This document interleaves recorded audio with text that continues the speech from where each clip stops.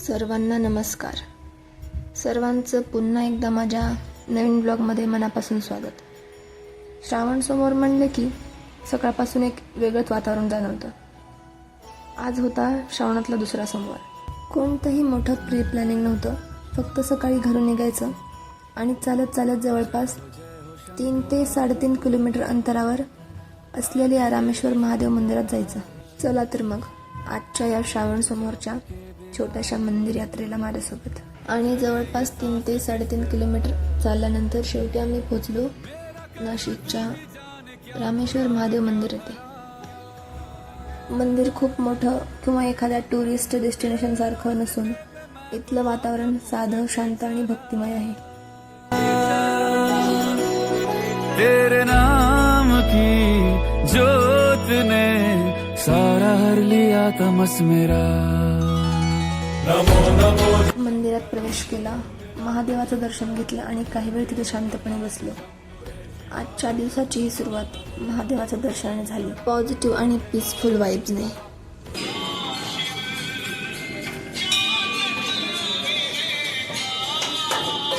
मंदिरात जय श्रीराम असं लिहिलेली एक सुंदर पेंटिंगही बघायला भेटली. महादेवाचं दर्शन घेतल्यानंतर मंदिरातले काही छोटे छोटे क्लिप्स मी शूट केले. मंदिरातलं शांत वातावरण आणि काही भक्त देवाची पूजा करताना काही जण देवाचा जपही करत होते. पहले तेरा वास था, ये जग रहे या ना रहे,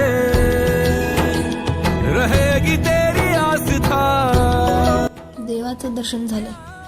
आता थोडा वेळ मंदिरात बसूया आणि मग अजून एका मंदिरात जाऊया. या रामेश्वर महादेव मंदिरमध्ये घेतलेला हा छोटासा पण मनाला शांतता देणारा अनुभव कायम लक्षात राहणार होता.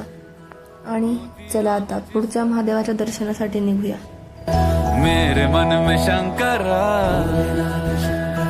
तू बसा है उस तरह, मुझे भरम था जो है मेरा था कभी नहीं मेरा.